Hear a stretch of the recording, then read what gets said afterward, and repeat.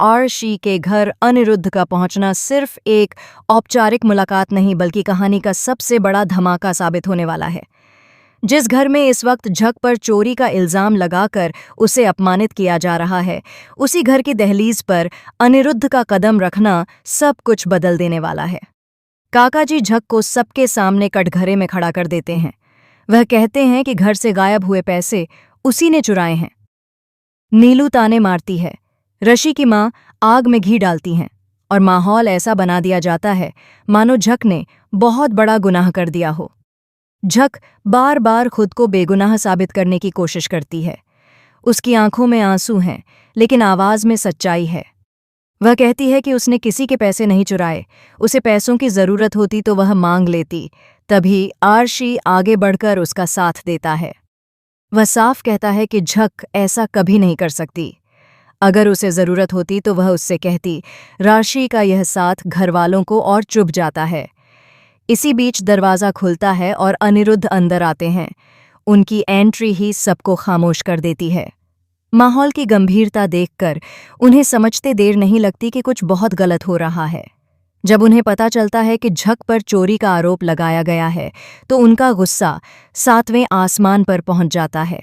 वह सबके सामने कहते हैं कि झक उनकी बेटी है। चाहे उसने उन्हें बाबा का अधिकार दिया हो या नहीं, लेकिन उन्होंने उसे दिल से अपनी बेटी मान लिया है। यह सुनकर घरवालों के होश उड़ जाते हैं, खासकर नीलू और ऋषि की मां के। अनिरुद्ध यहीं नहीं रुकते। वह साफ शब्दों में कहते हैं कि झक पर लगाया गया आरोप झूठा है और अगर किसी ने बिना सबूत के उस पर उंगली उठाई तो वह चुप नहीं बैठेंगे। वह झक को अपने गले से लगा लेते हैं।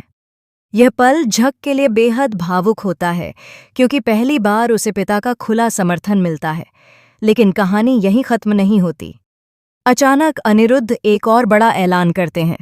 वह बताते हैं कि उन्होंने अपनी दूसरी बेटी आदिति की शादी के लिए लड़का देख लिया है। लड़का उनके पुराने दोस्त कौशिक का बेटा है। यह सुनते ही ऋषि का चेहरा उतर जाता है।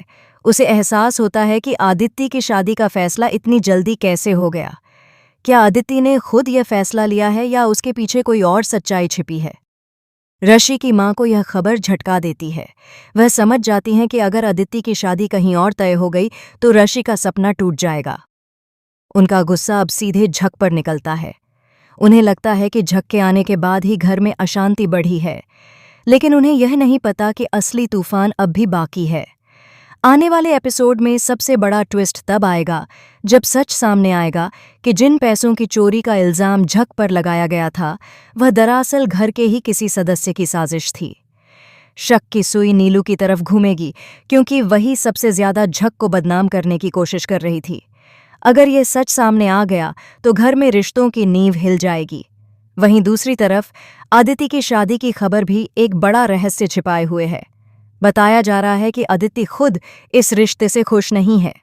वह किसी दबाव में यह शादी स्वीकार कर रही है। क्या यह दबाव अनिरुद्ध का है या इसके पीछे कोई और मजबूरी है? और सबसे बड़ा सवाल, क्या ऋषि आदिति को यूं ही खो देगा या वह अपने दिल की बात कहने की हिम्मत जुटाएगा? इसके साथ ही एक और चौंकाने वाली बात सामने आने वाली है। अनिरुद्ध को पता चलने वाला है कि झक की मां नूतन के साथ जो अन्याय हुआ था उसमें घर के ही किसी करीबी का हाथ था। अगर यह राज खुल गया तो सिर्फ रिश्ते ही नहीं बल्कि कई सालों से छिपी सच्चाइयां भी सामने आ जाएंगी। अब कहानी पूरी तरह पलटने वाली है। झक, जो अब तक कमजोर और अकेली नजर आ रही थी, वह मजबूत बनकर सामने आएगी। अनिरुद्ध का साथ मिलने के बाद वह हर साजिश का जवाब देगी। ऋषि भी एक बड़ा फैसला लेने वाला है जो सबको चौंका देगा। आने वाले एपिसोड में इमोशन, ड्रामा, प्यार और साजिश सब कुछ देखने को मिलेगा। हर किरदार की असली सोच सामने आएगी और कई रिश्तों की परीक्षा होगी। अब देखना यह है कि सच की जीत होती है या साजिशें फिर एक नई कहानी लिखती हैं। कहानी ने जो रफ्तार पकड़ी है वह दर्शकों को एक पल के लिए भी स्क्रीन से नजरें हटाने नहीं देगी।